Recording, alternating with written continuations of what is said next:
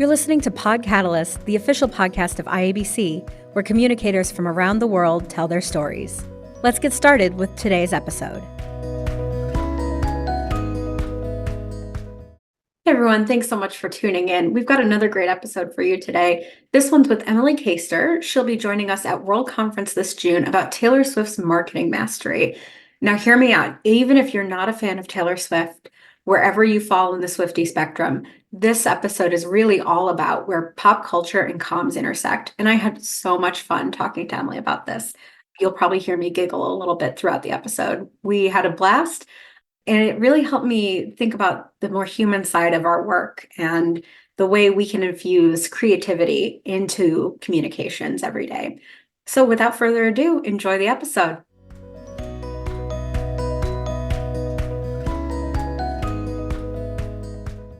Hi, my name is Emily Caister. I'm a communications manager in the financial services industry, an IABC Waterloo board member, and a speaker at this year's IABC World Conference. And I think communication creates magic.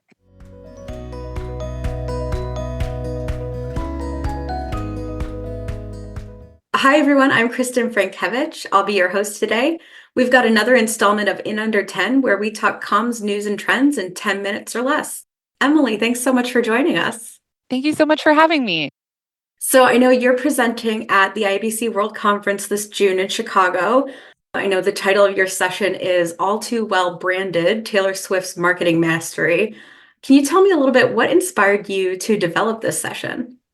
Yeah, so in 2021, Taylor Swift began a project to re-record and re-release all of her old albums because she no longer had control of the masters, and she, being the savvy businesswoman that we know she is, wanted to take that control back.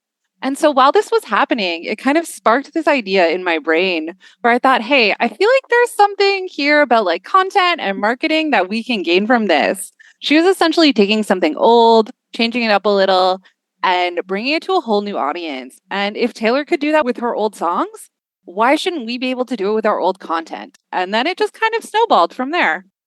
I love that. Why do you think drawing inspiration from pop culture matters for communicators and marketers? When has it paid off? So I think at its core, pop culture really reflects the prevailing sentiments and interests and ideologies of society. So like for marketers and communicators, really tapping into that offers a way for us to resonate more with our audiences. But it's not just about leveraging what's trendy, it's about connecting with people on a level that's relevant and meaningful to them. So I think like a good example of that on like a really high level is like Super Bowl commercials. Those are notorious for mirroring pop culture trends that captivate viewers. Like two I loved this year was the Michael Sarah V one, because that was just so of the moment. Right. Like I had to explain to so many coworkers. They were like, what is CeraVe? Is that like a new brand he's launching? I was like, no, like CeraVe is like a well-known skincare brand. It's like showing my hand of like where I am on my 12-step skincare routine. And then another one that I loved was like such like a niche joke. And I was like, this is so brilliant. And it was an ad that was released just before the Super Bowl, kind of talking about the new movie If that John Krasinski is part of. And so we all know The Office has had this like big streaming resurgence, especially with the Gen Zs. And there's like a joke, and I think it's only in one episode of The Office where they like Jim and Pam replace Jim as a joke on Dwight with Randall Park. And right. So they released this ad where it was like, I'm John Krasinski, but it was Randall Park. And I was just like, this is just so funny and just so like, that's speaking to such a specific audience of just like people who know what that is, but still like you're just making an ad out of that. And I think that's such like really understanding the culture. But I think it's not just about big moments or big budget things. Like I don't have the budget for a Super Bowl ad. I don't know anyone who does. Like if you do, awesome. Come talk to me at World Conference. I have ideas. Because like there's even like subtle nods to pop culture can really enhance a campaign's relatability.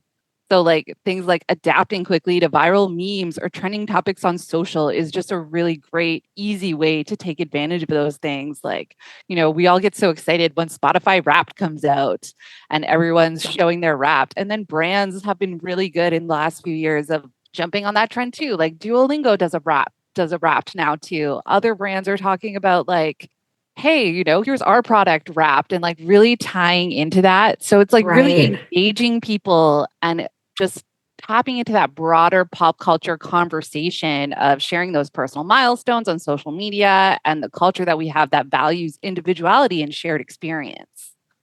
Yeah, and I think there's something to be said about it being fun too, right? Like not everything we do in the communications world can be perceived as fun, right? Sometimes your day is getting out the emails you need to get out and being very straightforward and clear, but having those moments for fun, I think it connects to that human element of communication that I think so many of our IABC members are so adept at. Exactly. It's creating that deeper conversation and showing that human side so that it just resonates more. That's what people want with their Yes. brands now. Yeah. Yeah. So I don't want to give away too much from your session, but what is going back to this idea of Taylor Swift and her marketing mastery? What is one thing you think communicators can learn from her and pop culture influencers like her? I think be authentic is just one of the huge things that we can take away from Taylor Swift. Like I was saying, more than ever, people want to make those connections with brands. And that's so hard when you're not being authentic. And people can tell that very immediately now. Taylor shares so much through her songs and her stories and like the behind the scenes documentaries, like the Long Pond sessions and the Miss Maracana documentary. We need to make sure that our actions align with our values so that they can resonate with our audience. And that comes through being authentic. Yeah, love that. So I know Taylor Swift does have a dedicated following, right? Fan base of Swifties. And maybe there are folks who think, oh, well, she's not for me. But what's your advice for people who might not be sold or, what do you think about those who can kind of still learn from her, even if they think they're not part of, the fan base or demographic? I totally get that. I think people hear about this and they're like, what can I learn from Taylor Swift, the billionaire? Like, but I think for anyone that's skeptical about drawing inspiration from Taylor Swift, Taylor Swift has not always been Taylor Swift. She built an army of Swifties, and that is through understand. And I think we can understand kind of those underlying principles that have contributed to her success and apply that to what we do. Taylor's a masterclass in storytelling, in engaging her audience. That connection that she has with her fan base is because she has taken the time to understand their interests. She speaks to them, she engages with them on a personal level, and that's how she created that loyal community. And for us, that lesson here is clear. It's knowing your audience intimately. It's listening to them, it's understanding their needs and tailoring your message to resonate with them.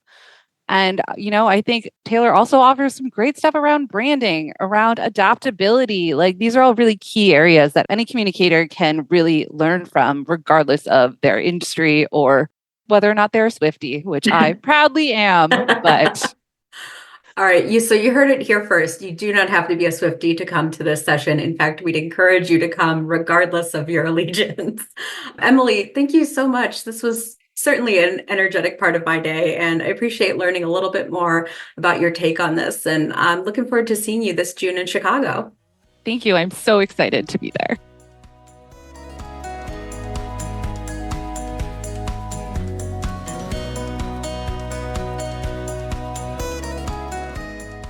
Thanks for listening to Pod Catalyst, the official podcast of IABC.